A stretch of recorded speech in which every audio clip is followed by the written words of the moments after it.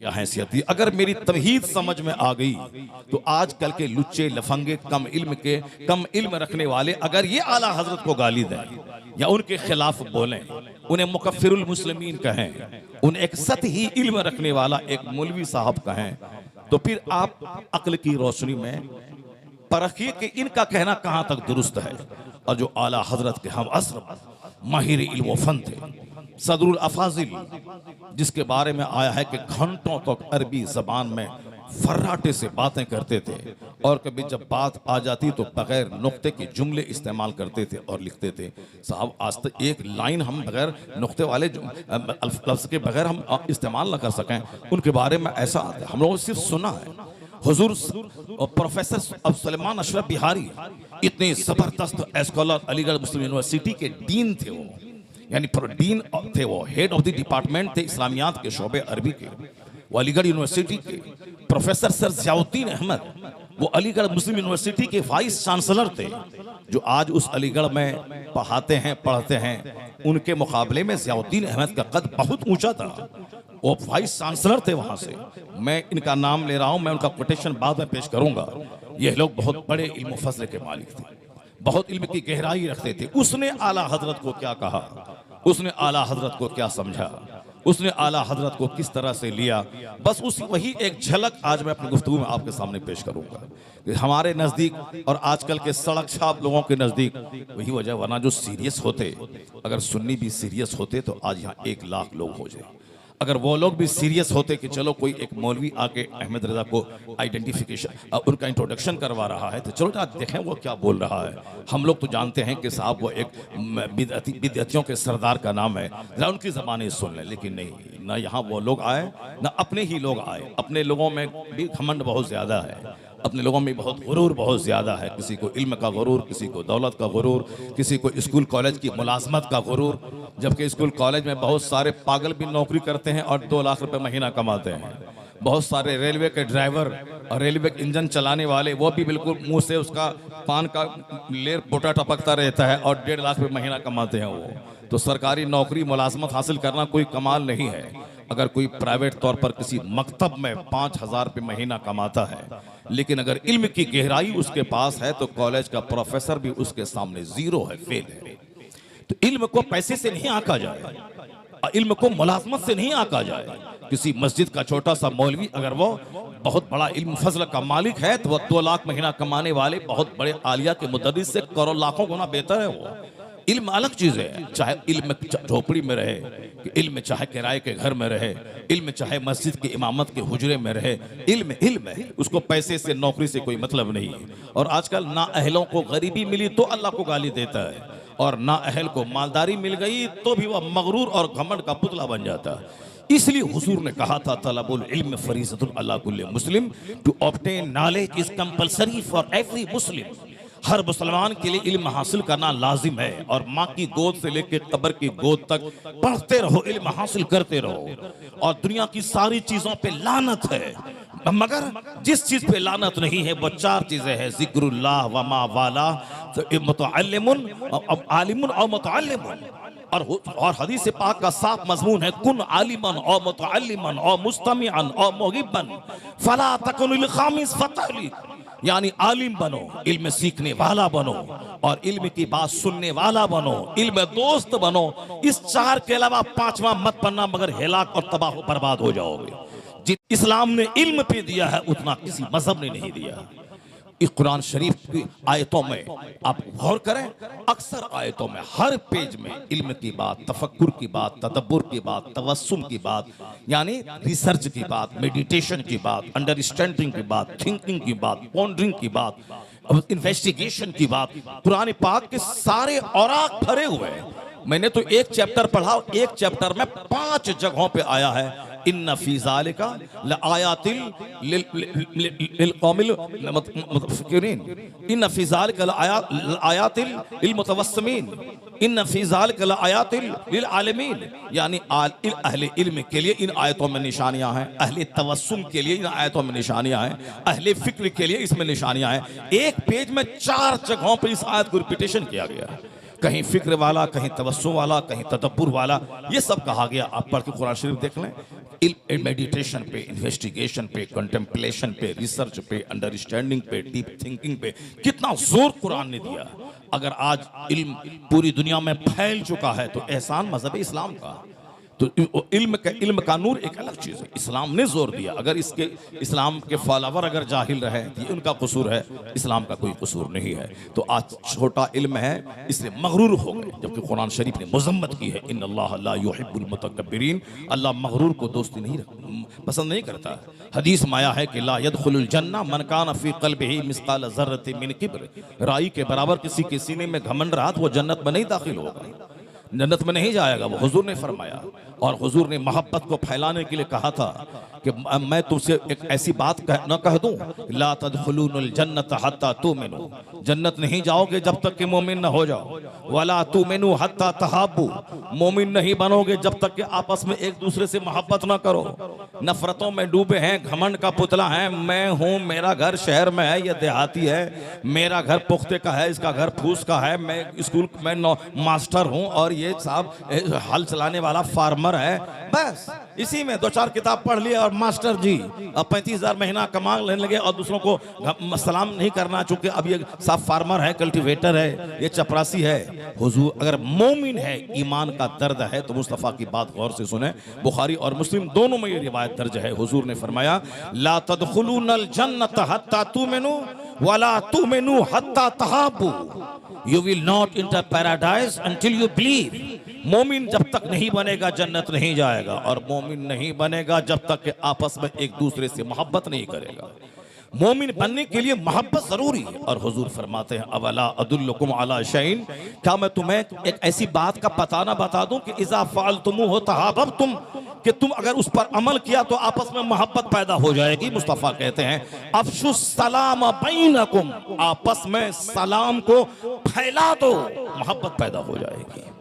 ये हुजूर ने इस हदीस पाक में एक नुस्खा बताया, घमंड गुरूर, वरना महफिलों में जहाँ से ईमान का नूर मिलता है, जहाँ जिस महफिल में अल्लाह के नेक बंदों का जिक्र हो तो वहाँ अल्लाह की खुसूसी रहमतें नाजिल होती हैं।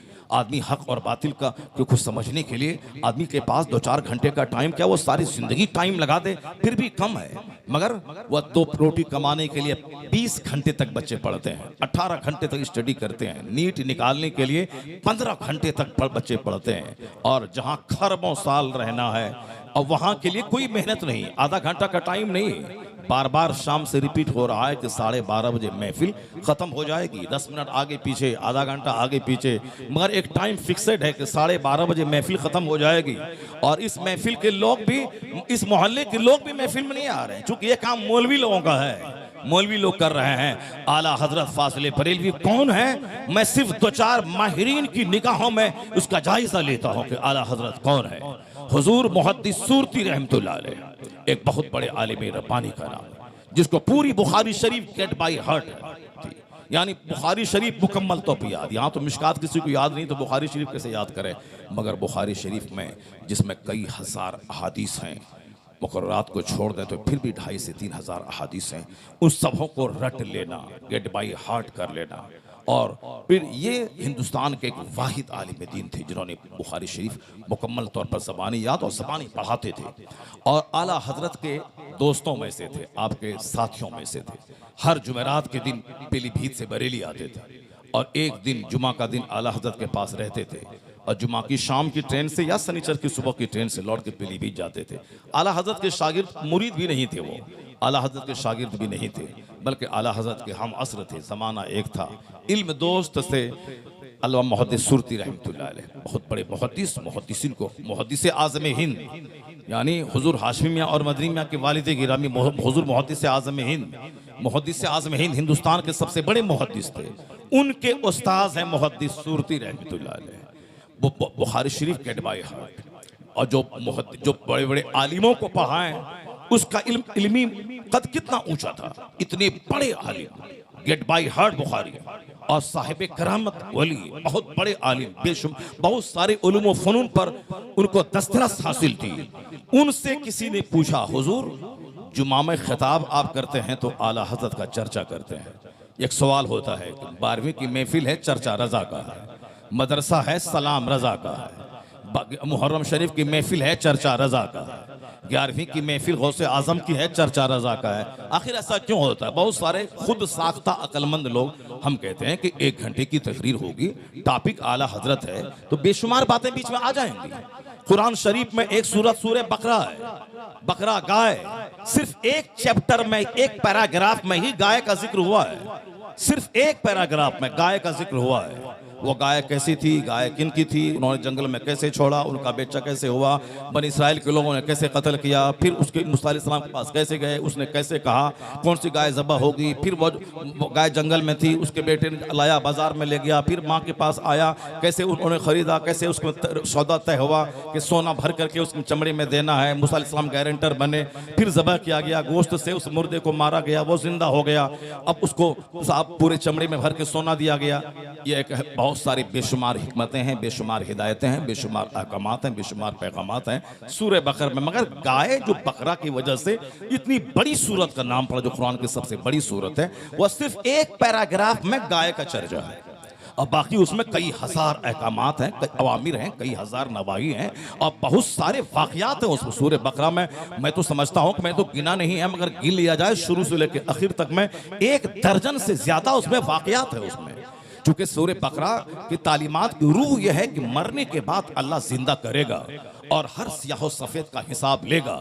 जो लोग कहते थे कि मरने के बाद कैसे जिंदा होगा, मर गया, सड़ गया, गल गया, कैसे जिंदा होगा, इसी फलसफे को बताने के लिए सूरह बकरा नाजिल हुई है। उस सूरत में इस तरह की कई हिकायतें मौजूद है। सबसे फर्स्ट तो सूरह बकरा व गाय वाली रिवायत है कि कैसे वो मुर्दा को अल्लाह ने जिंदा किया और कैसे उसके जरिए बुलवाया कि हमको, मेरा कातिल यही है जो बोलता है कि हमारे चचेरे भाई को कत्ल कर दिया, हम उसका क़िसास के तौर पर उसको कत्ल करेंगे, हमारा भाई है, और वही उसका कातिल था, ये मुर्दा जिंदा के बोला। इस तरह जिंदा हो जाना जनाब उज़ैर अलैहिस्सलाम की कहानी उसी सूरह बकरा में है।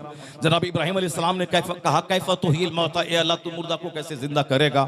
जनाब इब्राहिम से अल्लाह ने कहा क्या तुझे यकीन नहीं? कहा यकीन है, मगर मैं चाहता हूं कि आंखों से देख लूं। जनाब इब्राहिम को अल्लाह ने कहा कि तुम परिंदा लो, उसे ज़बह करो, उसको गोश्त को पहाड़ पे डाल दो, फिर उसको पुकारो, फिर सारे परिंदे जिंदा होकर आ गए। एक सूरह बकरा में 1 दर्जन से ज्यादा कहानियां, लेकिन एक पैराग्राफ की वजह से उसका नाम सूरह बकरा है। उसी तरह से एक टॉपिक है गौस पाक पे बोलना है, एक टॉपिक पे आला हजरत पे बोलना है, एक टॉपिक है नमाज पे बोलना है, तो बोलना है उस पर 1 पैराग्राफ 2 पैराग्राफ बोला, बाकी उसी क्रम में बहुत सारी बातें आ जाती है। तमहीद आ जाती है, मेन तकरीर आती है, फिर कंक्लूजन आ जाता है, उससे क्या नतीजा मिलता है वो सब आ जाते हैं, तो फिर इसी तरह की बातें होती है। जनाबे मुहद्दिस सूरती जो हिंदुस्तान के जबरदस्त आलिम दीन थे, मस्जिद में खिताब है तो रज़ा का चर्चा, दरसे बुखारी है तो रज़ा का चर्चा, और साहब नहवत सर्फ मानी बदी पढ़ाएं तो रज़ा का चर्चा, यानी किसी न किसी जहत से रज़ा का चर्चा आ जाना है। जैसे आजकल रज़ा का चर्चा पूरी दुनिया में है, ऑक्सफोर्ड में रज़ा, कैम्ब्रिज में रज़ा, बर्कली में रज़ा, हार्वर्ड में रज़ा, हिंदुस्तान के JNU में रज़ा, दिल्ली यूनिवर्सिटी में रज़ा, BHU में रज़ा, AMU में रज़ा, रोहेलखंड में रज़ा, बुंदेलखंड यूनिवर्सिटी में रज़ा, असम यूनिवर्सिटी में रज़ा, मैसूर यूनिवर्सिटी में रज़ा। 100 के करीब लोगों ने थेसिस लिखकर, एक तन्हा आलिम दीन आला हजरत है, ना कोई दूसरे फिरके का कोई मौलवी हो या हमारी जमात का कोई आलिम हो, किसी एक आलिम पर एक बड़ी टीम जिन्होंने PhD का मकाला लिखा और डॉक्टरेट की डिग्री हासिल की, हिंदुस्तान की तारीख में तन्हा आलिम आला हजरत हैं, जिस पर मदरसों से ज्यादा स्कूल और कॉलेज में काम हुआ है, मकालात लिखे गए हैं, PhD की डिग्री हासिल की गई है। और पूरी दुनिया में, यहां तक कि अमेरिका, यूरोप, फ्रांस, बेल्जियम में रज़ा का चर्चा, रज़ा जामा मस्जिद, मदरसा रज़विया, इतनी बड़ी इज्जत अल्लाह ने दी। हिंदुस्तान के पठान खानदान में पैदा होने वाला अहमद रज़ा खां इस कदर फैल गए कि हजारों मस्जिदों का नाम रज़ा के नाम पे रज़ा जामा मस्जिद, हम जैसे करोड़ों आदमी के नाम में लफ्ज़ रज़ा दाखिल है। ये एहसन रज़ा, ये कमर रज़ा, ये मोहसिन रज़ा, ये मुशर्रफ रज़ा, ये अब मुकर्रम रज़ा, ये अहमद फला रज़ा, ये रज़ा रज़ा क्या है? रज़ा रज़ा ये अहमद रज़ा की तरफ मंसूब करते हुए अपने नाम में लफ्ज़ रज़ा दाखिल किया। करोड़ों आदमी के नाम में रज़ा, हजारों मस्जिदों में रज़ा, हजारों मदरसों में रज़ा, हजारों तंजीमों में रज़ा, और सिर्फ इंडिया में नहीं बल्कि अमेरिका से लेके मलेशिया तक रज़ा रज़ा। कहने वाला क्या प्यारी बात कह गया कि वादी रज़ा की कोहे हिमालय रज़ा का है, जिस समझो देखिए वो इलाका रज़ा का। जिस्म तो देखिए वो इलाका रजा का है। ये किसी दलाल की दलाली करने से ये इज्जत नहीं मिली है। कुलिल्लाहुम्मा मालिकल मुल्क तूतिल मुल्क मन तशा व तनज़िउल मुल्क मिम्मन तशा व तुइज़्ज़ु मन तशा व तुज़िल्लु मन तशा बियदिकल खैर इन्नका अला कुल्लि शैइन क़दीर। सारे बादशाहों का बादशाह है वह खुदा, जिसे चाहता है हुकूमत देता है, जिससे चाहता है छीन लेता है, जिसे चाहता है इज्जत देता है, जिसे चाहता है जलील करता है। ये जो आलमगीर इज्जत आला हजरत को दी, दूसरे लोग मर गए तो तीजे के बाद चर्चा बंद, कोई अच्छा और हुआ तो 40वां के बाद चर्चा बंद, कोई और अच्छा हुआ तो बरसी तक नाम है, बरसी के बाद चर्चा बंद, और कोई थोड़ा सा बड़ा हुआ तो 2-3 साल तक बेटा याद करता, उसके बाद चर्चा बंद। यहाँ 100 साल से जायद का अरसा गुजर गया। लेकिन पहले उर्स होता था बरेली में मंजर इस्लाम की छत पर, और लोग होते थे 500 से लेके 5000। लेकिन आज इस्लामिया इंटर कॉलेज में अलग, बरेली की सारी मस्जिदों में कुल के वक्त में भीड़ अलग, सड़कों पे भीड़ अलग, जामेतुर रजा के प्रांगण में भीड़ अलग, और फिर पूरी दुनिया में मस्जिदों मदरसों में रजा के उर्स के नाम की तकरीबात अलग। सिर्फ बरेली में 30 से लेके 40 लाख लोग ये कहां से आ जाते हैं? कई ममालिक से चल चल के 5000 लोग थे, पहले 500 लोग थे। वक्त गुजरता जा रहा है, तादाद बढ़ती जा रही है, और आज 30 से लेके 40 लाख लोग बरेली की सड़कों और वहां के पिंडाल में नजर आते हैं। ये किसी दलाल की दलाली का नतीजा है नहीं। इन तंसुरुल्लाह यंसुरकुम, if you will help the religion of Allah, Allah will help you. कुरान कहता अगर तुम अल्लाह के दीन की मदद करोगे तो अल्लाह तुम्हारी मदद करेगा। तुम अल्लाह के दीन की इज्जत की खातिर मेहनत करोगे तो अल्लाह तुझे सौदागरान से उठा के इज्जत के आसमान पे पहुंचा देगा। ये खुदादाद इज्जत है जो अल्लाह ने आला हजरत को दी है, उनकी मेहनतों के बदले में, उनकी दीनी खिदमतों का इनाम अल्लाह ने दिया है। कि जो सिर्फ खाएगा पिएगा सोएगा उसका तो तोंद ऊंचा होगा, उसके घर में एसी लगी होगी, कार में एसी, घर में एसी, ऑफिस में एसी, मदरसे में एसी, हुजरे में एसी, ये एसी में रहेगा। वो एसी में रहने वाला आदमी तो सुकुमार हो ही जाएगा। वह धूप के थपेड़ों को कैसे बर्दाश्त कर पाएगा? वो मुफ्ती आजम हिंद रजा का बेटा था जो 30 किलोमीटर दूर पैदल चल के आरियाइयों से मुनाजरा करता था। वो आला हजरत थे जो कम उम्री में 4-4 घंटे खिताब करके बड़े बड़े पढ़े लिखों को महव हैरत कर डालते थे। वो सिर्फ 2 घंटा सोते थे तो बाकी पूरे 22 घंटा काम की मशीन बनकर सिर्फ मुसलमानों के ईमान और इस्लाम के प्रोटेक्शन की खातिर मवाद व दुनिया वालों को क़यामत तक के लिए वो देने की कोशिश करते थे। यही वजह है कि इतना बड़ा आलिम जो मुख्तसर वक्त में 1000 के करीब किताबें लिखी हों और हर टॉपिक पे और जिस जगहों से फितने उठ सकते हैं उन तमाम फितनों के दरवाजों को बंद करने के लिए, उनके सद्देबाब करने के लिए उन्होंने किताबें लिखी। यही वजह है कि आला हजरत अगर कोई एक मामूली वली होते, यानी खूब 1000 बार कलमा पढ़ते, 1000 बार दरूद पढ़ते, तहज्जुद पढ़ते, इशराक पढ़ते, चाश पढ़ते, अव्वाबीन पढ़ते, और हर मस्जिद नमाज के बाद 1 घंटा मस्जिद में बैठे रहते और साहब अपने मुरीदों के बीच में कुछ बातें बोलते, फिर मस्जिद में चले जाते, रात भर जागते नमाज पढ़ते, तो मालूम है सिर्फ उनका उर्स लगता, उनके मुरीदीन आते और सालाना उर्स में चादर चढ़ा के सब चले जाते। आज जलसों में उनका नाम, मदरसों में उनका नाम, लाइब्रेरी में उनकी किताब फतवा रज़विया, कंजुल ईमान, अल अम्न वल उला, किफ़्लुल फ़क़ीह फ़ाहिम, अमेरिका से लेकर हिंदुस्तान तक की सारी लाइब्रेरियों में उनकी किताब न होती और मुनाजरे में उनका चर्चा, मस्जिदों में उनका चर्चा, मदरसे में उनका चर्चा नहीं होता। वह एक वली थे, सिर्फ उर्स के दिन ही मज़ार पे उर्स की तकरीब होती, चादर चढ़ाई जाती, संदल, चादर और गागर का जुलूस निकलता जैसे आमतौर पर आम वलियों के होते हैं। और इन्हीं को बड़ा घमंड हासिल है कि मेरा बाप 500 साल पहले आया था, चादर गागर पूरे इलाके में दिन की खिदमतें मेरे बाप ने की हैं, और ये पठान कहां से कब आ गया, 100 साल के अंदर पूरी दुनिया में छा गया और सब उसी के सबके जबान पे उन्हीं का नाम आ गया। समझो आला हजरत तहज्जुद पढ़ने वाले एक मामूली वली का नाम नहीं है। हदीस में आया है कि जिसने मुर्दा सुन्नतों को जिंदा किया हो उसे 100 शहीदों का सवाब मिलेगा। जिसने मुर्दा सुन्नतों को जिंदा किया हो उसे 100 शहीदों का सवाब मिलेगा। एक शहीद का सवाब मिल जाए तो जन्नत जाने के लिए काफी है, और यहाँ 100 शहीदों का अज्र मिलेगा। और क़यामत के दिन उलमा के कलम के इंक को तौला जाएगा शहीदों के खून से। तो आलिम का वो कलम जो फतवा लिखा, जो इस्लाम पे होने वाले हमलों का जवाब दिया, जो मुसलमानों को तबाही बर्बादी से बचाने के लिए एक फतवा दिया, वो कलम जो फितनों को मिटाता फरमाता है उस कलम का इंक शहीदों के खून से जब तौला जाएगा तो शहीदों के खून पे उलमा के कलम की स्याही गालिब आ जाएगी। आखिर ये सब क्या चीज है? आला हजरत फाजिल बरेलवी एक मामूली तहज्जुद गुजार मौलवी का नाम नहीं। वो तहज्जुद पढ़ते थे, इशराक पढ़ते थे, चाश पढ़ते थे। वो कहते हैं कि अल्लाह ने मुझे उस मकाम पे फाइज किया है कि मैं सिर्फ फर्ज अदा करूं वाजिब, उसके अलावा मेरे लिए चूंकि हम मरजाए खलाइक बन गए हैं, पूरी दुनिया से फतवा आला हजरत की जाहिरी जिंदगी ही में आते थे। फतवा अफ्रीका अलग है, दुनिया भर से फतवा आते थे। मुसलमानों का मेला लगा रहता था, बड़े बड़े प्रोफेसर, बड़े बड़े वैज्ञानिक आप बैठे रहते थे। तो उनको मसला ना बता के अपना 1,00,000 बार कलमा शरीफ पढ़ना, इससे बेहतर है कि एक मसला बता दे, मसाइल का हल कर दे, गुत्थी सुलझा दे। एक आलिम के लिए जरूरी नहीं जो मरजाए खलाइक बन जाए, जो हमेशा जिसके जो पब्लिक की जरूरत बन जाए। वो अगर सुन्नत मुअक्कदा भी नहीं पढ़े तो चलेगा, सुन्नत गैर मुअक्कदा तो आम आदमी भी, आम मुसलमान भी नहीं पढ़ते हैं तो कोई गुनाह नहीं है। जैसे असर में 4 का सुन्नत गैर मुअक्कदा हम लोग आदतन नहीं पढ़ते हैं, तो रमजान के दिनों में पढ़ते हैं चूंकि रमजान में नफल का सवाब फर्ज के बराबर हो जाता है। लेकिन कोई ऐब की बात नहीं, चूंकि वो गैर जरूरी है, जो कभी पढ़ लिया कभी नहीं पढ़ा। मगर आला हजरत तो वो गैर जरूरी सुन्नत भी पाबंदी से पढ़ते थे, हालांकि वो उस मकाम पर थे कि वो सुन्नत मुअक्कदा भी नहीं पढ़े तो चलेगा। वो खुद बयान करते अल्हम्दुलिल्लाह उस मकाम पे होने के बावजूद मैं नवाफिल भी पाबंदी से पढ़ता हूँ। तो जो तमाम फराइज़ व वाजिबात नवाफिल भी अदा करें, उसके बाद टाइम निकाल कर सिर्फ दुनिया के फितनों पे नजर रहे। उस फितनों का जवाब देने के लिए एक तहरीरी मवाद आपने कौम के हवाले किया है।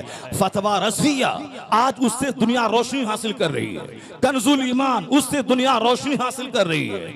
आपकी अल अम्न वल औला से दुनिया रोशनी हासिल कर रही है। तो ये किताबें हैं जो रजा को जिंदगी अता की है कि जब तक ये फितना रहेगा और जब तक आला हजरत की किताब से उसके फितने का जवाब दिया जाता रहेगा। मुनाजरा होगा हॉलैंड में इल्म गैब के टॉपिक पर, तो किताबें कहां से आएंगी? गरीब नवाज की लिखी हुई किताब इल्म गैब पर नहीं है, कोई नहीं आएगी उनकी किताब। गरीब नवाज महान है, वो आला हजरत के भी इमाम है, वो सारे हिंदुस्तान के मुसलमानों के सरदार है, वह हिंदुस्तान के दाइये कबीर है, हिंदुस्तान के दाइये आजम है। 90 लाख मुशरिकों को ईमान का नूर देने वाले हिंदुस्तान के सबसे बड़े मुबल्लिग आजम है। लेकिन चूंकि उनके वक्त में ये फितना नहीं था कि हुजूर के बदन पे मक्खी बैठे तो भगाने के लायक हुजूर के पास ताकत नहीं है, हुजूर का इल्म शैतान से कम है, हुजूर का इल्म गैब अगर है भी तो थोड़ा, इसमें हुजूर की तखसीस क्या है? ऐसा इल्म तो जानवर, चौपाए, मजनू सबों को हासिल है। यानी तहसीरुन नास की इबारत का फितना उस टाइम में नहीं था, हिफ्जुल ईमान की इबारत का फितना उस टाइम में नहीं था। उस वक्त में इस्माइल दहलवी की किताब तक़वियतुल ईमान के मुग़ल्लज़ात का फितना नहीं था। तो फितना जिस जमाने में था उससे करोड़ों आदमी का ईमान खतरे में पड़ सकता था। तो इमाम अहमद रजा की जिम्मेदारी थी उन फितनों का जवाब दे, उससे लड़ने के लिए हथियार दे। तो आज मुनाजरा इल्म गैब पे अमेरिका में होगा, किताब कहां से जाएगी? इमाम अहमद रजा खां की लाइब्रेरी से जाएगी। मुनाजरा होगा नूर और बशरियत के उन्वान पे इंडोनेशिया में, किताब कहां से जाएगी? हथियार बनकर इमाम अहमद रजा की किताब उनकी लाइब्रेरी से वहां जाएगी। तो जब तक इन उन्वानात पे मुनाजरा होगा, मुनाजरे में तकरीर भाषण नहीं होता, मुनाजरे में दलील चाहिए। मुनाजरा मैदान जंग है, मैदान जंग में हथियार चाहिए। तो मुनाजरे के लिए दलील के तौर पर किताब चाहिए। तो अब बताएं कि किताब किसकी लेके आप मुनाजरा करेंगे? नूरानियत के उन्वान पे, इल्म गैब के उन्वान पे और साहब कसरत इल्म के उन्वान पे, यानी इन सारे उन्वानात पे जिस पर फितना इन्होंने पैदा किया है, किन की किताब लेके मैदान में जाएंगे? इमाम अहमद रजा की अमेरिका में, हॉलैंड में, जापान में, चाइना में, जहां जहां उर्दू जबान बोली जाती है और जहां जहां खुश अकीदा सुन्नी मुसलमान उर्दू और अरबी दोनों जबान इस्तेमाल करते हैं, वहां वहां सरकार आला हजरत की किताबों से मदद ली जा रही है। तो लोग कहते हैं क्यों रजा का नाम है? मैं कहता हूं जब तक ये फितना रहेगा और मुनाजरे में अहमद रजा का हथियार काम आता रहेगा और हम मुनाजरा जीतते रहेंगे, उस वक्त तक खाने वाले और तून ऊंचा करने वाले ये जाहिल सज्जाद गान का खुतबा नहीं पढ़ा जाएगा। जिस रजा का हथियार हमें जीत दिलाएगा, डंका उसी अहमद रजा का बजता। नारे तकबीर, नारे रिसालत, मसलके आला हजरत आला हजरत कॉन्फ्रेंस।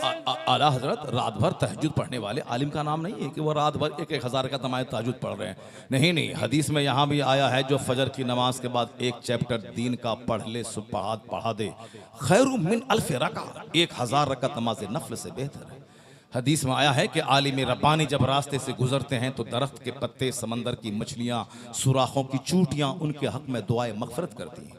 वह अस्तगफिर लहु मा फिस समावाति वल अर्द, ज़मीन आसमान के बीच में जो चीज़ हैं उसके लिए मगफरत की दुआ करती हैं। इस मकाम को क्यों नहीं देखते? आप क्यों तौलते हैं कि रात भर नमाज नफल नहीं पढ़ रहा है? नमाज नफल पढ़ना ठीक है, जिसके पास इल्म नहीं है, किताब नहीं लिख सकता है, बच्चों को पढ़ा नहीं सकता है, उसके लिए बेहतर है कि वह फितनों से बचने के लिए मस्जिद में जाए, 1000 का नमाज नफल पढ़े। जिसके पास इल्म नहीं है, बच्चों को कायदे से कुरान नहीं पढ़ा सकता है, वो कायदे से कुरान पढ़ना जान ले और वह हर 3 दिन में खत्म कुरान करे। लेकिन जिसके पास इल्म है, हर कोई तो कश्मीर के किस सरहद पे जाके पाकिस्तान की फौज से लड़ तो नहीं सकता है। वो तो अशफाकुल्ला खान है जो टैंक में कूद जाता है। वो साहब जिसके पास लड़ने की ताकत है, क्षमता है, वो जाए सरहद पे लड़े, मुल्क की हिफाजत करे। और जिसके पास ताकत नहीं है, जो कमजोर है, कोड़ी है, कामचोर है, बुजदिल है, वो अपने घर में बैठा रहे। अगर इसको हम भेज दें पाकिस्तान के सरहद पे तो साहब पूरे हिंदुस्तान की नाक कटवा के रख देगा। तो सरहद पे सब नहीं जाता है, सरहद पे बलवान जाता है, सरहद पे ताकतवर जाता है, सरहद पे इसका सीना चौड़ा है वो जाता है। जो गोली की आवाज सुन के मर जाए वो कमजोर नहीं जाता। जो गोली की आंखों में आंखें डाल के बात करने का हुनर रखता हो वो सरहद पे जाता है। तो सारे लोग मुजद्दिद नहीं बनते, सारे लोग मुज्तहिद नहीं बनते, सारे लोग अरबी जबान में और तमाम फनून में महारत नहीं रखते। वो तो करोड़ों में कोई कोई होता है जिसको अल्लाह खुसूसी फजल के साथ मुसलमानों का एक दाई कबीर बना देता है। उन्हीं बड़े दाइयों में से एक नाम इमाम अहमद रजा खा फाजिल बरेलवी का है। दूसरा 1000 रकात नमाज पढ़े, अहमद रजा सिर्फ एक फतवा दे दे, आला हजरत का एक फतवा उनकी 1000 रकात नमाज नफल भी भारी है।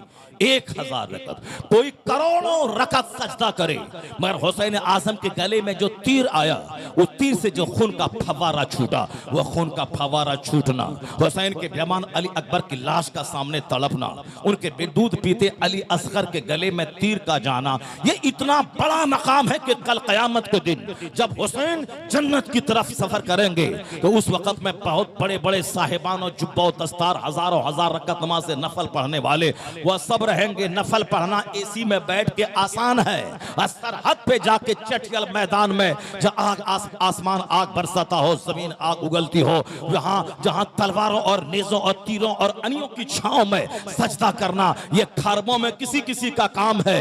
तो यहाँ एसी में सजदा करना मस्जिद में और है, और मैदान जंग में तीर चला के तीर खा के इस्लाम बचाना और है। तो हुसैन आजम को जब मर्तबा मिलेगा तो जिसने माला पहना, तकरीर की माला पहना, तकरीर की लिफाफ लिया, तकरीर की माला पहना, बच्चों को दरसे बुखारी दिया, माला पहना, ये माला पहनने वाला उस मकाम को कहां पहुंचेगा जो उखली में सर रख करके चारों तरफ से समाट के वार को संभाल वो झेलता हो। तो जो हक बोला तो तमाचा खाया, जो सच बोला, जो बोला कि काली पट्टी को हुसैन से क्या मतलब है, ताजियादारी को हुसैन से क्या मतलब है, और साहब ये नाचने गाने कूदने डीजे बिंजू कोई हुसैन से क्या मतलब है। हुसैन तो शरीयत बचाने के लिए सारा कुंबा लुटा दिया और हुसैन के नाम पे जहालत की जा रही है, और किसी ने 2 तमाचा उसको मार दिया, इमामत से निकाल दिया। तो 100 साल तक एसी में रह के बुखारी पढ़ा के नजराने लेना और गुलाब का माला पहनना और है, और हक बोल के तमाचा खाना और है। जब हुसैन खून में लथपथ जन्नत की तरफ जाएंगे और ये 2 तमाचा हक बोलने के बाद खाया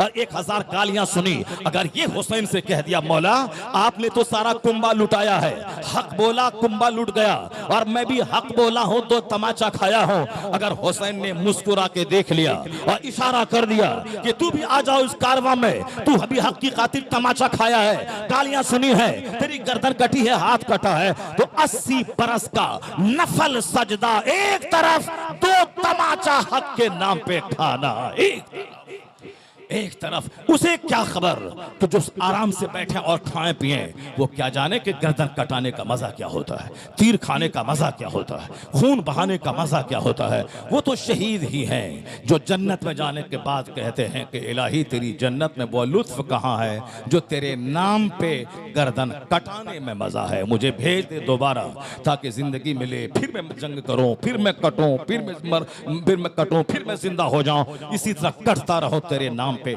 उसमें जो मजा है ये आशिकी का मजा है, जो कटने में जिसको लुत्फ मिलता। आला हजरत मुजतहिद थे, आला हजरत मुजद्दिद थे, उनको गालियां दी गई, उनको मारने की धमकियां दी गई, मुगल्लज़ात से भरे हुए खतूत उनको लिखे गए, मुकफ्फिरुल मुस्लिमीन का इल्जाम उन पर लगा। जो आशिक रसूल थे, जो वली कामिल थे, जो अपने ज़माने के कुतुबुल इरशाद थे, जो अपने अहद के कुतुब वक्त थे, कुतुबुल इरशाद थे, नाइब गौसे आज़म थे, जो इमाम इश्क और अमल और इल्म की दुनिया के बाताज बादशाह थे, हजारों हजारों लाखों उलमा जिनके आज भी गुलाम हैं, जो सारे लोग हजरत हैं और वो आला हजरत हैं, पूरे इल्म फन का इमाम उसको मानते हैं। उस अहमद रजा को गालियां दी गई, उनको मारने की धमकियां दी गई, उनको कोर्ट कचहरी में आने पर मजबूर करने के लिए साजिशें रची गई। उन्होंने ये सारा सितम सहा, मगर यही कहता रहा, मैं मुस्तफ़ा जान रहमत के नामूस का तहफ़्फ़ुज़ करने वाला एक पहरेदार हूं। अगर तुम नबी को गाली मत दो और फिर अहमद रजा को गाली दे, ताकि जितनी देर तू गाली देगा मुझे, उतनी देर तो मेरे मुस्तफ़ा को तू गाली नहीं बकेगा। मुस्तफ़ा जान रहमत के नामूस का तहफ़्फ़ुज़ करने वाला ये मुहाफिज था इमाम अहमद रजा खां। वो कहते थे, मैं गौसे पाक का कुत्ता हूँ, मैं एक सिपाही हूँ, मैं एक मुजाहिद हूँ, तमाम हमलों को ढाल बना के सीने पे रोकता हूँ और हुजूर की इज्जत पे हमला करने वालों का करारा जवाब देता हूँ। वो रजा के नेज़े की मार है कि अदू के सीने में गार है, किसे चारा जोई का वार है कि ये वार वार से पार है, तो दूसरा तलवार से जिहाद करता है। अहमद रजा ने कलम की तलवार से जिहाद किया, इसलिए जब तक ये फितना रहेगा उस वक्त तक रजा का नाम रहेगा, जब तक फतवा रज़िया रहेगा उस वक्त तक रजा का नाम रहेगा, जब तक कंजुल ईमान रहेगा उस वक्त तक रजा का नाम रहेगा, जब तक मुनाजरों में रजा की किताबों से जंग जीती जाएगी उस वक्त तक रजा का नाम रहेगा। तो वह लोग चिढ़े नहीं, वह लोग खाएं पिए आराम से रहें। अहमद रजा का मकाम बहुत बड़ा है, तो तू भी फतवा रज़िया लिख ताकि तेरे बाप दादा का भी नाम ऊंचा हो। अहमद रजा की किताब से सारी दुनिया फायदा उठाती जा रही है, तो यहाँ तीजा चारम बरसी किया, 105 साल हो गए फिसाल के, हर साल उनकी अजमत का सूरज खत्ते निस्फ़ु नहार पे जगमगाता चला जा रहा है कि वादी रजा की कोहे हिमाला रजा का है, जिसम तो देखिए वो इलाका रजा का है। अल्लाह हज़रत की खिदमतों, इन तंसुरुल्लाह यंसुरकुम, अगर तुम अल्लाह के दीन की मदद करोगे तो अल्लाह तुम्हारी मदद करेगा। जो अल्लाह के दीन की मदद करता है अल्लाह उसके नाम को ऊँचा कर देता है। इमाम हुसैन ने सारा कुंबा लुटा दिया, मगर आज हुसैन ही जिंदा है, हुसैन ही हर जबान पे है, हुसैन ही हर महफिल में है, हुसैन ही है, क्योंकि जो सब्र करता है वही कौम का इमाम बन जाता है। कौम की क़यादत के लिए सब्र ज़रूरी है, कौम की इमामत के लिए सब्र ज़रूरी है। ऐसा नहीं कि मस्जिद में नमाज पढ़ाने कोई आके बोला है मौलवी साहब मेरे यहाँ फातिहा नहीं पढ़ा, कल निकाल देंगे। अब अल्लाह का मुल्क है, बहुत वसी है, कहीं भी हम रोजी हासिल करेंगे। कौन फटीचर क्लास वाले की गाली सुन के इस मस्जिद में रहेगा? ये भागा तो सारी जिंदगी भागता रहेगा, कभी यहाँ 2 महीना यहाँ, 1 महीना वहाँ, 4 महीना वहाँ। और जो सब्र करेगा, जो गाली दिया था उनको, वही पांव चूम के कहेगा कि मैंने गाली दी थी, आप भागे नहीं, आप यहाँ रहे, आपकी वजह से मैं नमाजी बन गया। अल्लाह आपको सलामत रखे कि आपकी वजह से मैं नमाजी बन गया। यानी एक वक्त ऐसा आएगा कि जो गाली दिया था वही पांव चूमेगा, वही पेशानी को बोसा देगा। तो उजलत पसंदी में जगह छोड़ने से इज्जत नहीं मिलती है, बल्कि सब्र करने से इज्जत मिलती है। वजअलना मिनहुम अइम्मतन यहदूना बिअमरिना लम्मा सब्र, अल्लाह कहता है हमने उसे इमाम बना दिया जब उसने सब्र किया। तो हुसैन के सब्र ने उसे इमाम बना दिया, तो जुल्म मर गया, सब्र आज भी जिंदा है।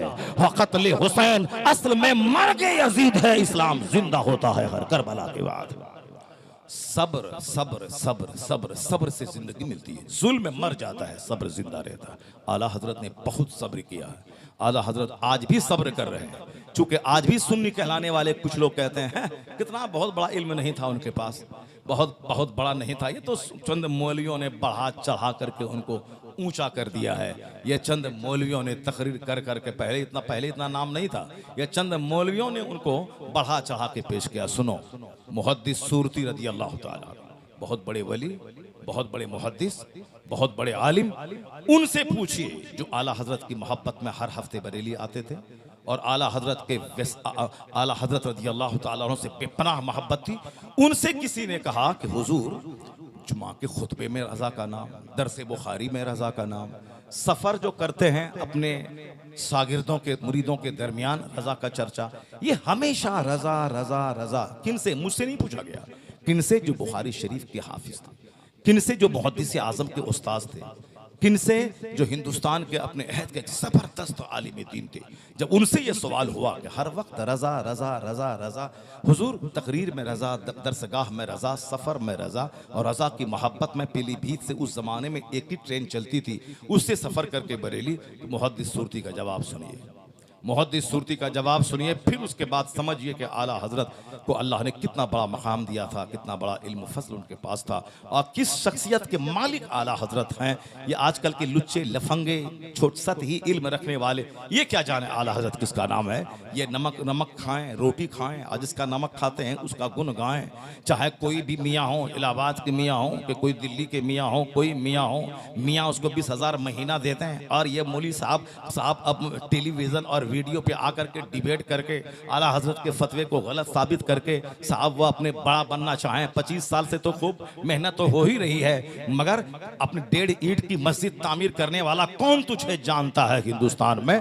बस कहीं गए, चुपके चूठी काटी और चले आए। तुम्हें मालूम है 50 साल तक मेहनत कर उतने मुरीद नहीं होंगे, मगर अहमद रजा का पोता अख्तर रजा वह जहां जाता था, ये जहां 50 साल की मेहनत, एक तरफ 1 घंटे की हाजिरी में 1-1 लाख लोग उनके हाथों पे तौबा करके मुरीद हो जाते थे। और आज उस अख्तर रजा का बेटा असजद रजा है। अभी 15-20 दिन पहले मैं बेलगाम कर्नाटक में गया था। साहब जो 25 साल तक मेहनत करें उतने लोग मुरीद ना हो, जो एक घंटे के अंदर में इतने लोग उनके हाथ में मुरीद हो, इसका मतलब है कि अल्लाह तबारक व तआला एक खानवादे को इज्जत देगा, जो खानदान दीन के लिए अपने आप को डेडिकेट कर देगा, चाहे 1000 उसकी दुश्मनी करे, मगर एक गिरोह हमेशा जिहाद करता रहेगा, लड़ता रहेगा, यहां तक कि इसका आखिरी गिरोह दज्जाल से जिहाद करेगा। तो जिहाद कभी बंद नहीं होगा, हर दौर में जिहाद होगा। तो जिस वक्त सारे हिंदुस्तान के बिके हुए मुफ्ती कहते थे कि ये संकट की घड़ी है, नसबंदी को हलाल कर दिया जाए, उसका एक मुजाहिद का गिरोह था, आला हजरत का बेटा 91 साला मुफ्ती आजम हिंद, कहा कि नहीं ये अहमद रजा की गद्दी है, यहां फतवा बदला और बेचा नहीं जाता है, कुरान हदीस के मुताबिक फतवा दिया जाता है, फतवा नहीं बदला जाएगा। नसबंदी हराम है, हराम है, हराम रहेगी, चाहे हुकूमत बदल जाए, अहमद रजा के बेटे का फतवा नहीं बदलेगा। दुनिया ने देखा हुकूमत बदल गई मगर फतवा आज तक बरकरार है। तो उसको डर नहीं था कि मुझे जेल में डाल दिया जाएगा, मुझे कैद कर लिया जाएगा। चाहे जेल में डालो, कैद करो, गर्दन पे छुरी चलाओ, एक गिरोह रहेगा हमेशा जिहाद करने वाला, जो हक की हिमायत करता रहेगा यहां तक कि इसका आखिरी दस्ता दज्जाल से जिहाद करेगा। जिहाद होता रहेगा। जरा आंखें उठा के देख ली कौन जिहाद कर रहा है हिंदुस्तान में, कौन है जो कलम से जिहाद कर रहा है, कौन से जो हमेशा हक बोल रहा है, कौन है जो मसालिहत को सामने अंदर आने नहीं देता है। हक के सामने मसलिहत क्या चीज़ है, हम हमेशा हक बोलता रहता है। एक सिर्फ खानवादे आला हजरत है जो आज 150 साल से उस खानदान से हक की आवाज़ बुलंद होती है। और आज भी चंद साल पहले जब बोला था कि जन गण मन ये फलां चिला बोलना पड़ेगा, उसी ताजुश शरिया का बेटा था, कहा नहीं गाएंगे हम हिंदुस्तानी हैं, हिंदुस्तान के जर्रे जर्रे से हमको प्यार है, मगर तेरा थोपा हुआ गाना नहीं गाएंगे। हम देशभक्त, हम देश प्रेम के हुब्बुल वतनी के दूसरे नगमात गाएंगे। और हमारे हिंदुस्तान के कानून ने बहुत सारे प्रावधान उसमें किए हैं, मैं फलां गाऊंगा मगर तुम्हारा थोपा हुआ गन मन नहीं गाऊंगा। तो एक ललकार दी, यहां तक कि कोर्ट वाले ने उनके फेवर में फैसला दिया। या चाहा था कि जेल आ जाए, मगर नहीं, आला हजरत को भी लोगों ने चाहा था कि कचहरी आ जाए, मगर वो कचहरी नहीं आए। हक बोलने वाला बोलता रहेगा, चाहे कचहरी जाए, जेल जाए, जहां जाए, गर्दन पे तलवार चले। यहां 72 जख्म नेज़ों के तलवारों के खाने के बाद हुसैन ने कहा हाथ नहीं दूंगा, चाहे तू तारी एनर्जी झोंक दे, सारी सल्तनत की ताकत झोंक दे। यजीद ने सारी ताकत झोंक दी मगर हुसैन का हाथ नहीं ले पाया। हुसैन 72 जख्म नेज़ों के खा के जहां आफरी के हवाले कर दी। जर्रा जर्रा पुकार उठा, यजीद पूरी ताकत निचोड़ छोड़कर हुसैन का हाथ नहीं ले सका और हुसैन सारी मुसीबतें सहकर अपना हाथ बचा के चला गया। यजीद हार गया, हुसैन जीत गया। यजीद का मकसद पूरा न हुआ, हुसैन का मकसद पूरा हो गया। इस रात से वाकिफ हैं जमाने वाले कि जिंदा है मोहम्मद के घराने वाले, मिट गए मिटते हैं मिट जाएंगे, आखिर शब्बीर तेरा नाम मिटाने वाले। वह नजरियाती जंग कौन जीता? कब कुछ लुटा के भी जंग वही जीता है। नहीं दे, हाथ नहीं देंगे, गर्दन काट दो, तेरे हाथ में तलवार है, हाथ नहीं देंगे।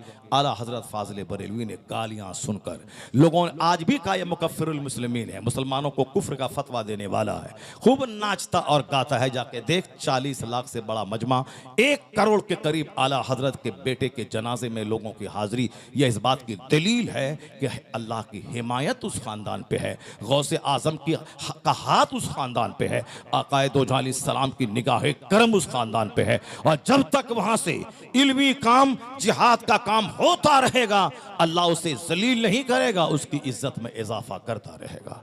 इन तंसुरुल्लाह यंसुरकुम। अब जरा गौर से सुनिए, हुजूर मुहद्दिस सूरती रहमतुल्लाह अलैह, टाइम तो बहुत हो गया, क्या क्या मौलाना साहब, खालिद साहब क्या करने का? हाँ पूरा कर लिया जाना, हाँ 1 बजने वाला, हाँ पूरा कर लिया जाए। हुजूर मुहद्दिस सूरती रहमतुल्लाह अलैह से जब सवाल हुआ कि हुजूर हर वक्त ज़बान पे रज़ा का चर्चा, बुखारी शरीफ ज़बानी पढ़ने वाला, बड़े बड़े आलिमों को पढ़ाने वाला, उनका जवाब सुनिए। हाँ कोई जाहिल आदमी, कम पढ़ा लिखा मौलवी अगर रज़ा रज़ा करता है, चलो थोड़ी देर के लिए तुम्हारी बात मान लेते हैं कि कुछ नहीं आता है तो रज़ा रज़ा कर रहा है, लेकिन जो आलिमों का सरदार है, जो आलमुल उलमा है, जो सैयदुल उलमा है, उनको देख वो क्या जवाब देते हैं। वो कहते हैं कि सबसे बड़ी दौलत वो नहीं है इल्म की दौलत जो मैंने मौलाना इसहाक मुहशी बुखारी से मैंने हासिल की। सबसे बड़ी दौलत वह दर्स बुखारी नहीं है जो मैंने उनसे हासिल की। सबसे बड़ी दौलत वो बैअत नहीं है जो मैंने अल्लामा फजल रहमान गंज मुरादाबादी से मैंने हासिल की। आजकल पीर मुरीद, पीर के नाम पे आदमी आलिमों को गाली देते हैं, पीर के नाम पे बहुत सारी फितने खड़े करते हैं, जबकि पीरी मुरीदी कोई नहीं भी करेगा, नहीं मुरीद होगा या अपने मन से बोलेगा मैं गौस पाक का मुरीद हूँ, क़यामत के दिन कोई उसके बारे में कोई सवाल जवाब ना होगा। क़यामत के दिन नमाज का सवाल होगा और अच्छे अमाल का सवाल होगा, जो गुनाह किए उसका सवाल होगा। ये पीरी मुरीदी कर लिया ठीक है, जो राह सलूक तय करेगा अपने मुर्शिद की निगरानी में, उसके लिए ठीक है। आज जो तावीज़ के लिए मुरीद होगा उसका मुरीद ना होना और होना दोनों बराबर ही है। तो आजकल की बैत बैत बरकत है, पहले की बैत थी बिक जाना। अब मुर्शिद जो कहेगा वो, मुर्शिद बोलेगा जो की रोटी खाओ, जो की रोटी खाएंगे, रात भर मत सो, रात भर नहीं सोएंगे। मुर्शिद बोलेगा रोजाना 1000 का नमाज़ नफल पढ़ो, पढ़ेंगे। ये है बैत, मुर्शिद की निगरानी में राह सलूक तय करना। और आजकल की जो बैत है वह बैत क्या है? बैत बरकत है। ये बैत बरकत के लिए आलिम को गाली दे रहा, इमाम को गाली दे रहा। अपने पीर की मोहब्बत में कोई दूसरा बुखारी पढ़ाने वाला आलिम रहे जिसकी बड़ी अहमियत है, उसको खातिर में नहीं ला रहा, उसके सलाम तक नहीं कर रहा। उसका जाहिल पीर अगर वो जाहिल है, अब बाप जाहिल था, उसका बेटा भी जाहिल है, उसका पैर हाथ चूमेगा, बोलेगा ये सैयदजादा है, ये आले रसूल है। आले रसूल है तो क्या मतलब? आले रसूल दाढ़ी मुंडेगा, हम उसके पीछे नमाज पढ़ लेंगे? आले रसूल दाढ़ी के बाल कतरवाएगा, हम नमाज पढ़ लेंगे? आले रसूल है, हकीकत में आले रसूल है। मैं हाथ चूमूंगा, पैर चूमूंगा, पेशानी चूमूंगा, लेकिन अगर कोई आले रसूल कुरान सही नहीं पढ़ता है, अब बोलेगा हम आले रसूल हैं, मुझको मुसल्ले इमामत पे जाने दे, तो हम उनका हाथ चूम के बोलेंगे कि हुजूर आप उस मुसल्ले के लायक आप नहीं हैं। आपके नाना जान की शरीयत में है कि फासिक इमाम नहीं बनेगा, तो जो कुरान सही नहीं पढ़ता वो इमाम नहीं बनेगा। आप पीछे रहिए और आपका जो मुरीद गुलाम है, जो कुरान कायदे से पढ़ता है, वो इमाम बनेगा। चाहे वो मंसूरी हो, अंसारी हो, नदाफ हो, जुलाहा हो, वो अगर आलिम है और तारी और फासिक में नहीं है, वो मुत्तकी है, तो इमामत वो करेगा, आपका वो हाथ चूम लेगा। खून का एहतराम अपनी जगह है, मगर इमामत तो वही करेगा जिसके सीने में इल्म की रोशनी होगी। ये है इस्लाम, ये है इस्लाम, ये है सुन्नियत। यहाँ आंख बंद करके आलिमों को साइड करके यहाँ किसी का हाथ चूमा नहीं जाता है। हाथ चूमना और है, इल्म की दौलत और है, दीन की खिदमत और है। तो हम आले रसूल हैं, हम सैयद हैं, ये पठान है, तो ये सब बातें जहालत वाली बातें मत कीजिए। हुजूर ने कहा ला तफाखुर बिल अंसाब, नसब पे घमंड और फख्र मत कर। हुजूर ने मना किया। अल्लाह ने कहा है, अल्लाह ने फरमाया कुरान पाक में, इन्ना अकरमकुम इंदल्लाहि अतकाकुम, तुम में सबसे ज्यादा इज्जत वाला वह है जो सबसे ज्यादा अल्लाह से डरने वाला है। और हुजूर ने साफ लफ्जों में कहा, और जो आखिरी हज के मौके पर खुतबा हुजूर ने दिया, ला फज़ल लिअरबिय्यिन अला अजमी वला लिअजमिय्यिन अला अरबी वला लिअबयद अला अस्वद वला लिअस्वद अला अबयद इल्ला बित्तक़वा। There will be no any superiority for a white man over a black man, for an Arab over a non-Arab. Islam has come, Islam इस्लाम आ चुका है। अब किसी अरबी को अजमी पर, अजमी को अरबी पर कोई फौकियत सुपेरियरिटी नहीं। अब वही इज्जत वाला होगा जो जितना ज्यादा अल्लाह से डरने वाला होगा। यह है इस्लाम, जो जितना ज्यादा अल्लाह से डरेगा वो सम्मान पाएगा। लेकिन चूंकि आखिर ज़माने में गुस्सा ज़्यादा होगा, घमंड ज़्यादा होगा, इसीलिए कोई इलाके पे घमंड करेगा, कोई शहर पे घमंड करेगा, कोई ख़ानदान पे घमंड करेगा। वो घमंड करता रहे अल्लाह है, अल्लाह ही का कानून सबसे बड़ा है, अल्लाह ही का कानून हावी रहता है। ये सारे मिल के रजा को कान ही कहा। पैठान कहा किताब लिखने से क्या होता है, 1000 किताब लिखने से क्या होता है, मगर सबकी बोली चली गई। रत्ती की टोकरी में इज्जत रजा के हिस्से में है कि आज सारी दुनिया में रजा का खुतबा पढ़ा जाता है, रजा का सलाम, रजा का कलाम, रजा का फतवा, रजा की तहरीर आज हावी है। तमाम मदरसों में, लाइब्रेरियों में, यूनिवर्सिटीज की जीनत बनी हुई है। इन तंसुरुल्लाह यंसुरकुम, अल्लाह के दीन की जो मदद करेगा अल्लाह उसकी मदद करेगा। मुहद्दिस सूरती कहते हैं बैअत सबसे बड़ी दौलत नहीं है जो अल्लामा फजल रहमान गंज मुरादाबादी से मिली है। यह बैअत सबसे बड़ी दौलत नहीं है। और जिस बैअत के चलते नाअहल आलिमों से टकराते हैं और आलिमों की तौहीन करते हैं, इल्म दीन की तौहीन हराम है और पास नुक्ते नजर से आलिमों की तौहीन को कुफ्र लिखा गया है। अब साहब ये पीरी मुरीदी के नाम पे आलिमों से टकराए, जबकि मुहद्दिस सूरती हिंदुस्तान का सबसे बड़ा मुहद्दिस आजम का उस्ताद कहते हैं सबसे बड़ी दौलत वह बैअत नहीं है जो अल्लामा फजल रहमान से मिली है। सबसे बड़ी नेमत वह बुखारी का इल्म नहीं है, दरस बुखारी नहीं है जो मुझे मौलाना इसहाक मुंशी बुखारी से मिली है। सबसे बड़ी दौलत ईमान और इश्क़ रिसालत है जो इमाम अहमद रजा खां से मुझको मिली है। सबसे बड़ी दौलत वो कहते हैं मुझको मदीने वाले सरकार के कदमों में डालने वाले, मदीने वाले का इश्क रग रग में बसाने वाले, मदीने वाले की मोहब्बत का जुनून दिमाग में चढ़ाने वाले और हर वक्त मुस्तफा की मोहब्बत में सरशार रहने वाले अगर मैं बना हूं तो जिसने पैगाम दिया है जान है इश्क मुस्तफा रोज फजू करे खुदा जिसको हो दर्द का मजा नासे तवा उठाए क्यों, जिसने कहा था अल्लाह की सरताब कदम शान है ये, इंसान ही इंसान, वो इंसान है ये। कुरान तो ईमान बताता है इन्हें, ईमान ये कहता है मेरी जान है ये। जान ईमान है मुस्तफा, कंज़े ईमान है मुस्तफा, रूह ईमान है मुस्तफा, असले ईमान है मुस्तफा। तो मुस्तफा की मोहब्बत रग रग में बसाने वाला अहमद रजा खां है। तो जो सबसे बड़ी दौलत जिससे मिली तो अखलाक का तकाजा है कि हर महफिल में उनका चर्चा हो। जो मोहसिन का चर्चा करता है वह शुक्रगुजारों के फहरिस्त में उसका नाम लिखा जाता है।